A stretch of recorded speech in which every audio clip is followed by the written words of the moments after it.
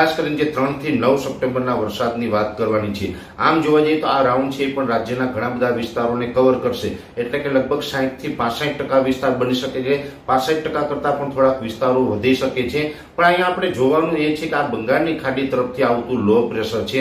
જો કે આ લો પ્રેશરને કારણે ગુજરાતની અંદર જે વરસાદ પડવાના છે એમાં જે ગયા રાઉન્ડમાં એટલે કે ઓગસ્ટ મહિનાના છેલ્લા અઠવાડિયામાં જે રાઉન્ડ પડ્યો હતો એટલો તીવ્રતાવાળો અને એટલા વિસ્તારોની દ્રષ્ટિએ નહીં હોય, એટલામાં વિસ્તાર પણ થોડાક એનાથી ઓછા હશે અને તીવ્રતા પણ ઓછી હશે। ગયા રાઉન્ડમાં તો ભારેથી અતિ ભારે વરસાદ નોંધાયા છે, અનેક જગ્યાએ અતિવૃષ્ટિને કારણે ઘણા બધા નુકસાન પણ જોવા મળ્યા છે। એટલો ભારે વરસાદ આ રાઉન્ડની અંદર નહીં હોય, પણ હા એક ચોક્કસથી છે કે આમાં પણ મધ્યમથી ભારે અને 1-2 સેન્ટરની અંદર અતિ ભારે વરસાદ નોંધાઈ શકે છે। આમ જોવા જઈએ તો આજે 2 સપ્ટેમ્બર થઈ ગઈ છે અને આ જે બંગાળની ખાડી તરફથી આવતું લો પ્રેશર છે થોડુંક મજબૂત છે, બની શકે કે હજુ પણ મજબૂત બનીને ડિપ્રેશનની કેટેગરી સુધી જઈ શકે છે। અને આ જે વરસાદી સિસ્ટમ છે આ 3 થી 9 સપ્ટેમ્બર દરમિયાન ગુજરાતને અસર કરવાની છે, છતાં આજે 2 તારીખે પણ ઉત્તર ગુજરાતના અમુક ભાગો છે, મધ્ય ગુજરાત અને દક્ષિણ ગુજરાતના હવામાનમાં પલટો જોવા મળ્યો છે।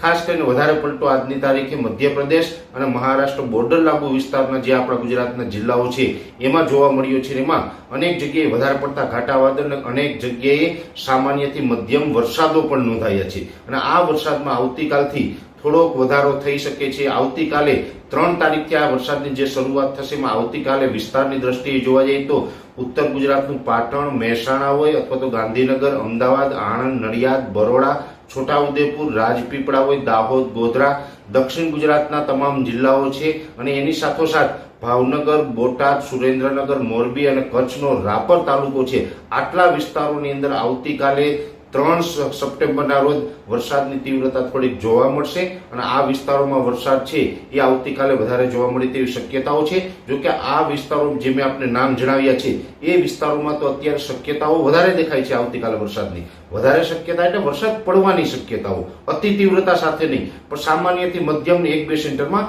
ભારે વરસાદ પડી જાય તેવી શક્યતાઓ આજે દેખાઈ રહી છે। આ વિસ્તારોને બાદ કરતા બીજા અન્ય વિસ્તારો હશે એમાં પણ એકંદરે હળવાથી મધ્યમ ને કોઈ જગ્યાએ છૂટાછવાયા વરસાદો છે નોંધાશે। જો કે આ વરસાદ છે એક સાથે સાર્વત્રિક એક જ દિવસમાં જોવા નહીં મળે, બની શકશે કે 3 થી 9 સપ્ટેમ્બરનું સેશન છે એ સેશન દરમિયાન કે 2-5 જિલ્લામાં આજે પડ્યો હશે, 2-5 જિલ્લામાં આવતીકાલે પડે, 2-5 જિલ્લામાં એના પછીના દિવસે પડે, એમ રોજ અલગ અલગ જિલ્લાઓનો વારો આવતો રહેશે। પણ 9 સપ્ટેમ્બર સુધીમાં રાજ્યના 65% અથવા તો એનાથી પણ વધારે વિસ્તારોમાં આ વરસાદ નોંધાઈ શકે છે। આ વરસાદ આમ જોવા જઈએ તો અનેક વિસ્તારો માટે ફાયદાકારક પણ છે ને અનેક વિસ્તારોને નુકસાન પણ કરી શકશે। કેમ કે ઘણી જગ્યાએ બની શકે કે આ એક રાઉન્ડ પૂરો થઈ ગયો અને 3-4 દિવસ થયા અને હવે ફરીથી અત્યારે જે પાક મોટો છે અને ખાસ કરીને મગફળીમાં પણ અત્યારે જેનું ફ્લાવરિંગ ચાલુ છે એટલે બની શકે કે ઘણા ખેડૂત ભાઈઓને પાણીની જરૂર હોય અને પિયત મળી રહેશે। પણ અમુક વિસ્તારો એવા છે કે ખેતરોમાં પાણી ભર્યા હોય, વરસાદ વધી ગયો હોય ગયા રાઉન્ડની અંદર, એના માટે આ વરસાદ છે નુકસાનકારક પણ થઈ શકે છે।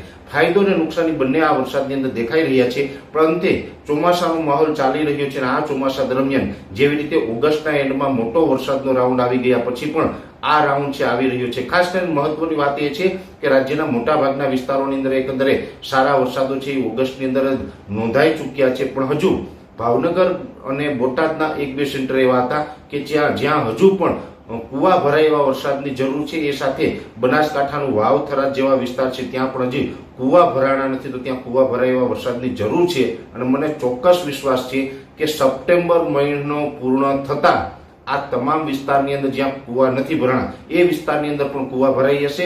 હજુ પણ આમ તો સિપ્પુ ડેમ હોય કે બીજા અમુક ડેમો છે એને ઓવરફ્લો થયા નથી, એ ડેમોમાં પણ હજુ પાણીની જળ સપાટી છે એ વધી શકે છે। હજી ઘણા બધા વરસાદો છે એ થવાની શક્યતાઓ છે। 3 થી 9 સપ્ટેમ્બરનો જે રાઉન્ડ છે આના વિશે પણ અમે સંપૂર્ણ માહિતી છે આપના સુધી પહોંચાડતા રહીશું। અત્યારે આ વિડીયોની અંદર એટલું જ। અંતમાં દરેક મિત્રોને વિનંતી રહેશે કે વિડીયોને લાઈક આપીને દરેક ગ્રુપમાં શેર કરવો અને જે મિત્રો આપણી ચેનલને સબસ્ક્રાઇબ ન કરેલી હોય એ મિત્રો ચેનલને સબસ્ક્રાઇબ કરવી। હાલ જે આપશું, ધન્યવાદ।